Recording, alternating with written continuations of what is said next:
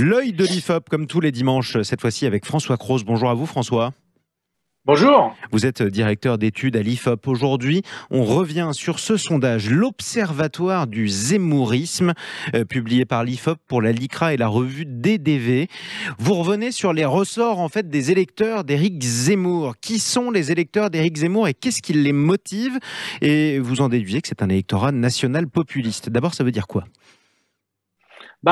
Pour la LICRA, l'enjeu, c'était d'éviter le déni dans lequel, par exemple, l'établissement démocrate et les médias progressistes ont été en 2016 face à la montée du Trumpisme. Et donc, l'idée, c'était de mettre en place un dispositif d'études solide pour mesurer quelle est vraiment l'ampleur du problème, sachant que vous n'êtes pas sans savoir qu'il y a eu pas mal de critiques récemment sur l'outil des sondages. Tout à fait. Dans ces conditions, nous avons mis en place un dispositif de taille exceptionnelle, 5000 interviews. C'est énorme. Quasiment 5 fois plus que d'habitude, en collaboration aussi avec le baromètre présidentiel IFOP fiducial pour LCI Figaro, et qui montre que, contrairement à certaines critiques qui essayent de résumer le zémourisme à une bulle médiatico-sondagière, en réalité, il a un niveau qui est pour l'instant encore inférieur à celui obtenu par Marine Le Pen en termes d'intention de vote, mais qui le met quand même dans une position,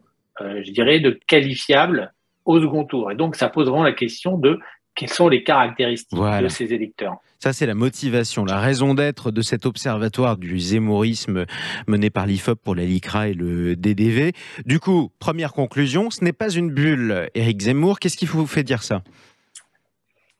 Il y a d'abord le fait que sur cette enquête qui repose sur un échantillon extrêmement solide, on a finalement un score qui est assez similaire à celui qu'on avait sur des échantillons de plus petite taille. Et deuxièmement, il y a un indicateur très important qui est le niveau d'indécision des votants. C'est-à-dire, est-ce que c'est des gens qui sont sûrs de leur choix ou qui peuvent encore changer d'avis? Et là, on voit que aujourd'hui, en l'état, l'ensemble des électeurs ont un taux de certitude de leur choix de 60%, c'est-à-dire supérieur à celui qu'en 2017, nous observions après l'investiture PSLR, c'est-à-dire en janvier-février. C'est beaucoup. Donc, on a un niveau aussi ferme 6 mois avant que ce qu'on observait 3 mois avant en 2017. Et par ailleurs, l'électorat Zemmour, qui est un électorat extrêmement récent, a en fait, lui, un niveau de certitude de son choix supérieur à la moyenne et qui est similaire à celui qu'on observe pour les électorats Macron et Mélenchon. Donc l'idée, c'est de se dire qu'on n'est pas sur... Il y a peu de chances, c'est possible, tout est possible, mais il y a peu de chances qu'il baisse. En tout cas, on ne sait jamais, vous savez, vous pouvez toujours avoir des affaires à la Fillon qui fait qu'un candidat explose en vol. Mais en l'état, les sondages n'ont pas un caractère prédictif, ils permettent juste de prendre une photo à l'instant T. Et à l'instant T, on ne peut pas dire que le zémourisme soit un phénomène gazeux, hors sol. En réalité, il repose sur quand même un choix assez construit de ses électeurs. Et là, vous revenez en plus, en calculant à peu près ce que représente l'électorat zémouriste, vous le cumulez avec Marine Le Pen et ça vous fait un électeur sur 3. Qu'est-ce qui les rassemble? Là, on a quand même, quelque chose de très important dans cette enquête qui fait que si on cumule les intentions de vote Zemmour, Le Pen et Dupont-Aignan, qui, je vous rappelle, s'étaient retrouvés et rassemblés au second tour en 2017, on a 35,5% des suffrages qui vont à ce qu'on appelle la droite nationaliste, national-populiste ou souverainiste. C'est quand même énorme et c'est 10 points de plus que ce que ces candidats avaient fait au premier tour en 2017. Ce qui les rassemble, c'est bien sûr une vision notamment de l'Europe, de l'identité, de la sécurité, des questions notamment liées à tout ce qui est régalien, justice, police, même éducation. Et on voit bien qu'aujourd'hui, vous avez un tiers des électeurs qui sont en rupture avec, on va dire, le reste de l'électorat sur toutes ces questions-là. Parlons de la marge de progression d'Éric Zemmour et de son électorat, par exemple. Est-ce qu'il y a des thématiques qui sont propres aux électeurs d'Éric Zemmour qui sont partagées par les électeurs d'autres candidats?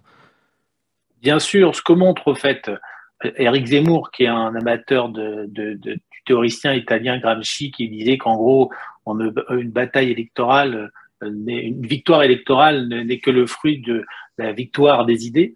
On voit qu'il se lance dans un climat d'opinion très favorable aux thématiques qu'il assène depuis une vingtaine d'années sur les différents médias, à savoir par exemple que dans le top 5 des thématiques, des enjeux qui vont déterminer le vote des Français.